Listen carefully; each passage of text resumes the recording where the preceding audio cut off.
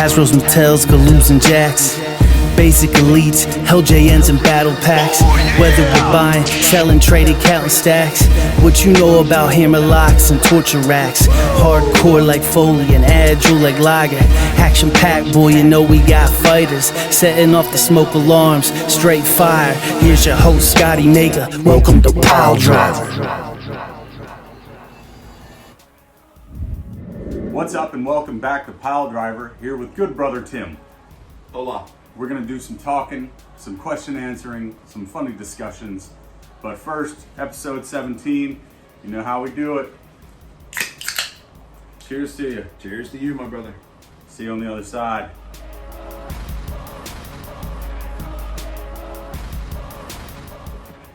So here we are, my humble abode once again, and finally getting some guests back, which was kind of the whole point of this. And then it just turned into collectibles because of COVID. So go F yourself, COVID. Anyhow, brother Tim, he was in bands, he was a wrestler, he's a fellow father, grandfather, and a grandfather. I'm not a fellow grandfather yet, but I mean now he runs a farm, small businesses, support him. You have to. So we'll get to that. Earliest memories of pro wrestling. Oh, geez. Because I mean, is that like Jesus and... Yeah, so Jesus and Lazarus were having a last man standing walk on water match. I believe it was the first on the pole match. Rabbi Russo was there. No, it was probably watching wrestling with my dad Sunday mornings, Superstars on WGAL.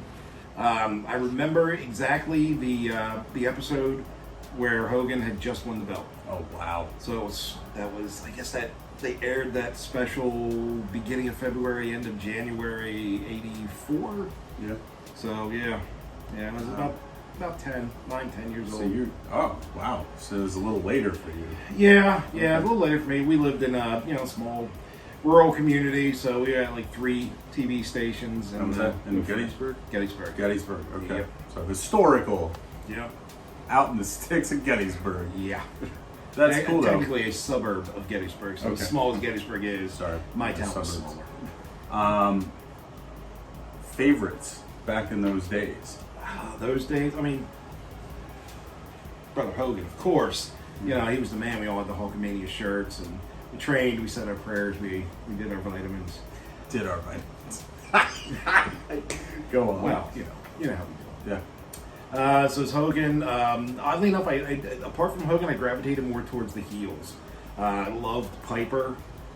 Seeing him smash the coconut over Snuka, that is a memory you don't soon forget. And then 20, 30 some odd years later, actually wrestling Jimmy Snuka and trying really hard not to bring that up.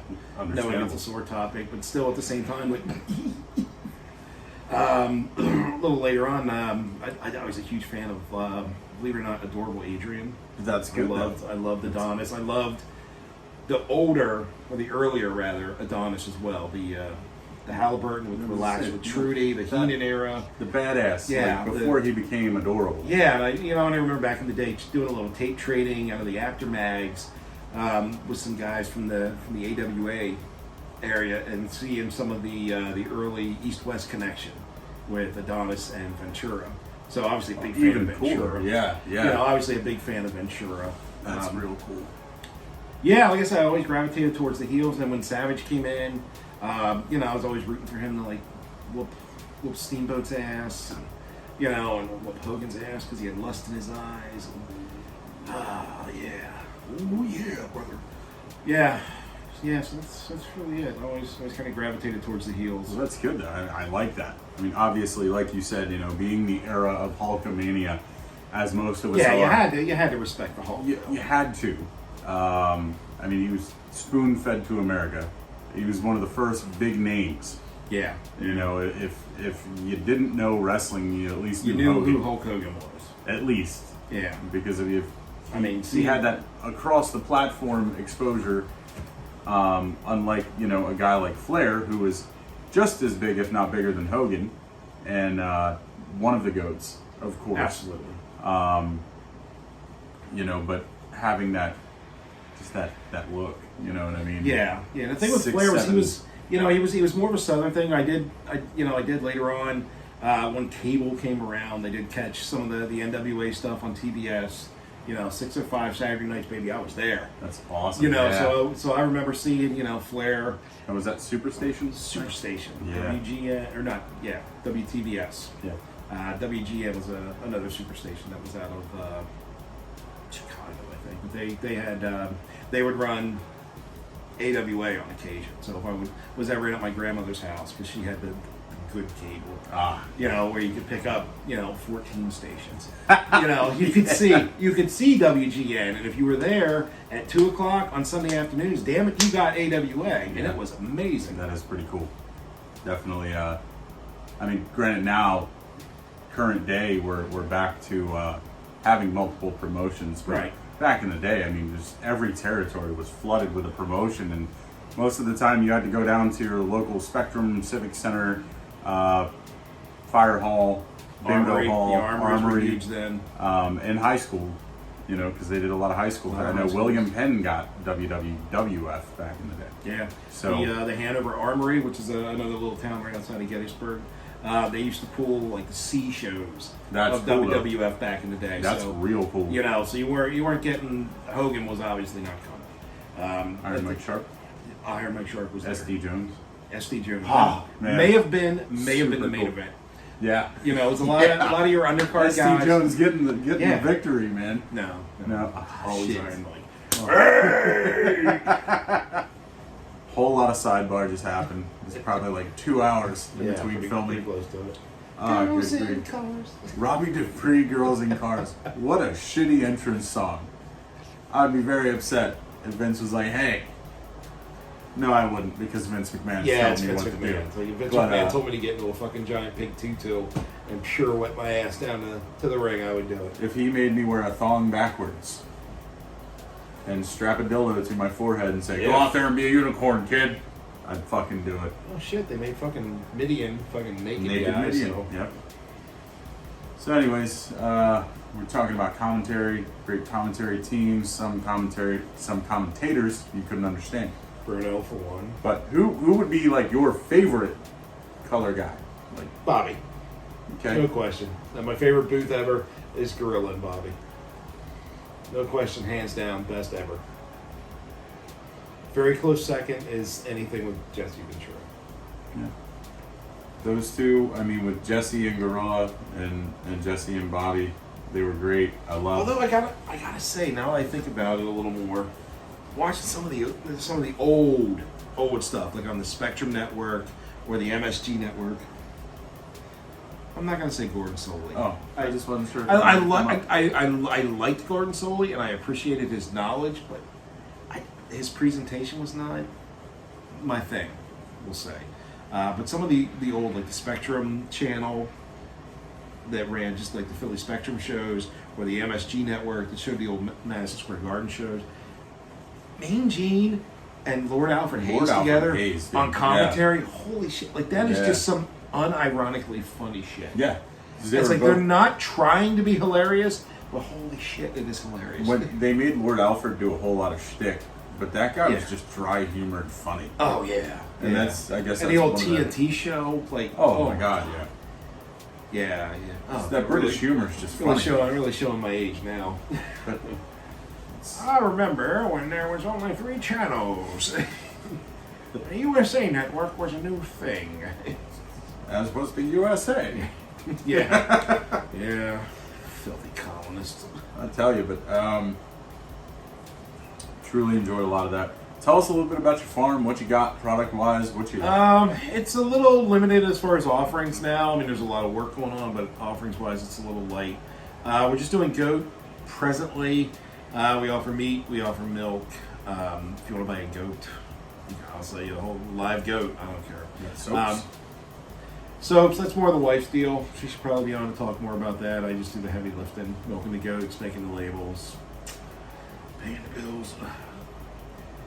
We also, we're venturing into beef cattle as well now. We got a couple of beef cattle, doing them all pasture raised, as holistic and as natural as we possibly can. No antibiotics or anything like that, just all out on grass, and probably going to be adding rabbits to the menagerie shortly. The menu.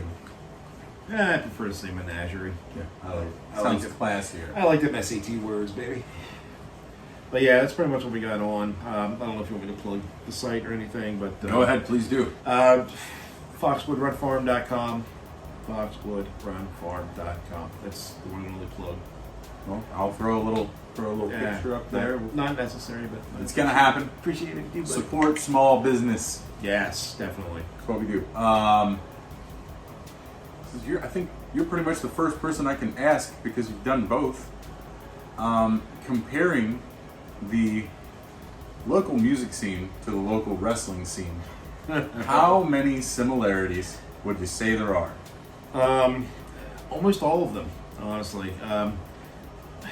Honestly, at the end of the day, the biggest difference is that in some local / indie wrestling, you're in a high school gym and there's a shower afterwards, but everything else is pretty much the same.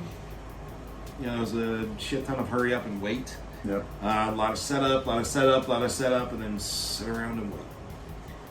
Everybody wants, they want the best bang for their buck, the most value for their dollar, which is absolutely understandable. So you go out, and if there's 20 people out there, it's it's the other band and their girlfriends, or it's just the workers' girlfriends and hangers-on, or whatever. You want to go out and put on the best show you absolutely can.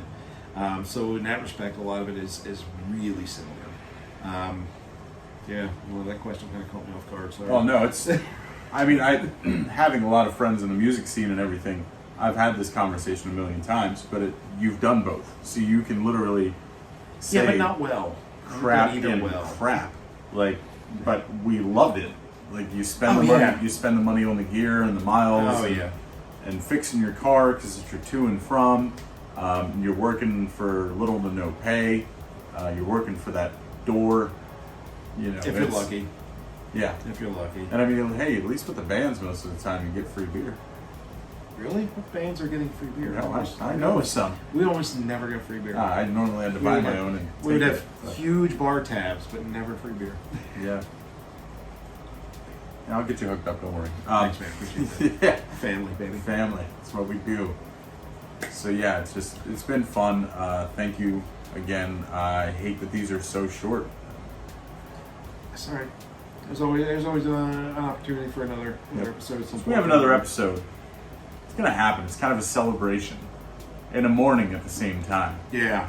No spoilers though. No spoilers. Hashtag. Some of you will know what I am referring to. It was a gift he gave to me. And that's all the more I'll say.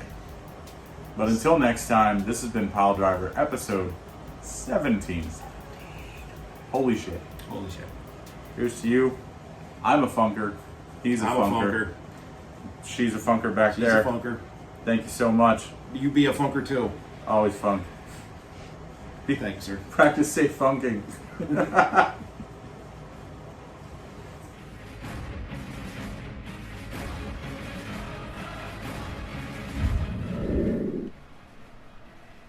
What's up, Scotty Mega coming at you with PileDriver.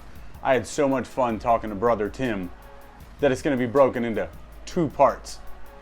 And the second part is going to be Instagram exclusive. So, if you're not following PileDriver Videocast on Instagram, you better do it now. It's the only way you're going to catch an exclusive mail day, and it's the only way you're going to catch the second part of my interview with brother Tim. So, get ready, because it's about to get heavy.